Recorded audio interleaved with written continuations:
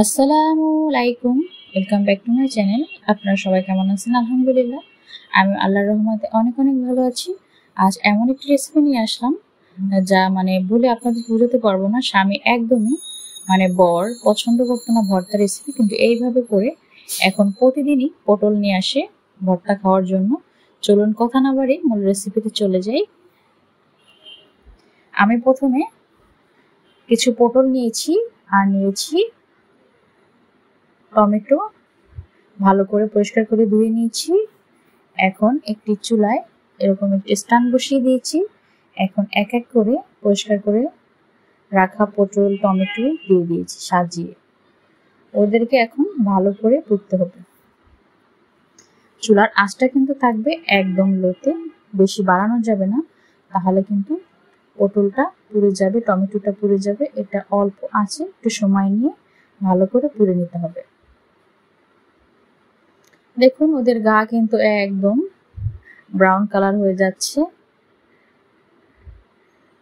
একটু সময় লাগে এই কাজটা করতে, কিন্তু ধৈর্য সহকারে কাজটা করে নিতে হবে। আর এরই ফাঁকে কিছু পটল হয়ে গেছে, আমি সেই ফাঁকে একটি রসুন সুন্দরীকে বসিয়ে দিয়েছি। দেখুন রসুনটাও কিন্তু খুব সুন্দর, একদম পোড়া পোড়া হয়ে যাচ্ছে। আর দিয়ে দিয়েছি পাশে একটি পেঁয়াজ। পেঁয়াজটা আমি কিভাবে কেটেছি আপনারা দেখতে পাচ্ছেন। পেঁয়াজটাকে এখন পুড়ে নেব। এইভাবে করলে ভর্তাটা এত বেশি মজা হয়, আসলে আমি আপনাদেরকে বলে বোঝাতে পারবো না। যদি বাসায় না ট্রাই করেন তাহলে বুঝতেই পারবেন না এর যে কি স্বাদ। দেখুন আমার পটল টমেটো পেঁয়াজ সবগুলো কিন্তু পোড়া হয়ে গেছে। পেঁয়াজটা কিন্তু বেশি পোড়ানো যাবে না, একটু অল্প অল্প পুড়বে। আর এখন দেখুন আমি এটার ভিতরে যে আছে এগুলো আমি বের করে নেব আর বাহিরের খোসাটা ফেলে দেব।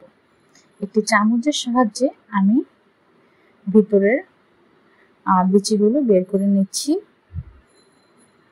আপনারা দেখে বুঝতে পারছেন আমি কাজটা কিভাবে করছি। আর এটা ঠান্ডা হওয়ার পর অবশ্যই করবেন, গরম থাকতে করতে পারবেন না, হাতে ছেঁকা লেগে যেতে পারে।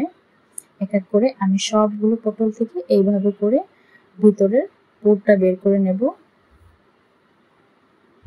এই সময় যে একটা কি দারুণ ফ্লেভার আসবে, আপনারা যদি না করেন তাহলে বুঝতেই পারবেন না যে এইভাবে ভর্তা করলে এতটা মজা হতে পারে। পটল ভর্তা অনেকেই তো অনেকভাবে খেয়েছেন, কিন্তু এইভাবে করে একবার খেয়ে দেখেন, আশা করি এর প্রেমে পড়ে যাবেন। দেখুন আমি সবগুলো কিন্তু এইভাবে করে পটলের পুরটা বের করে নিয়েছি। আর চেষ্টা করবেন একটু পটলটা বেশি নেওয়ার, কারণ এটা পুরে অনেক ছোট হয়ে যায়। আর শুধু তো ভিতরের পুরটা নিতে হয়, এটা একটু বেশি নিলেই অনেকটা হবে।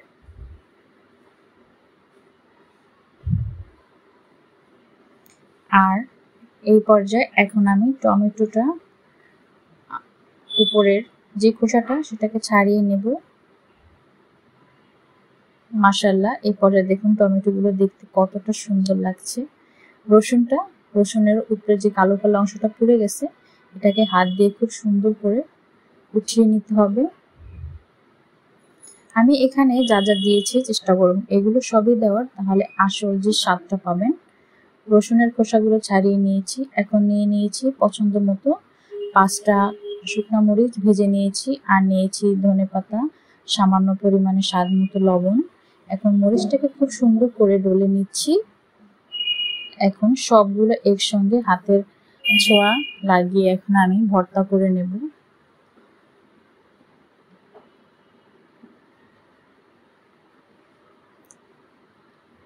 খুব সুন্দর করে মেখে একটি ভর্তা রেডি করে নেব।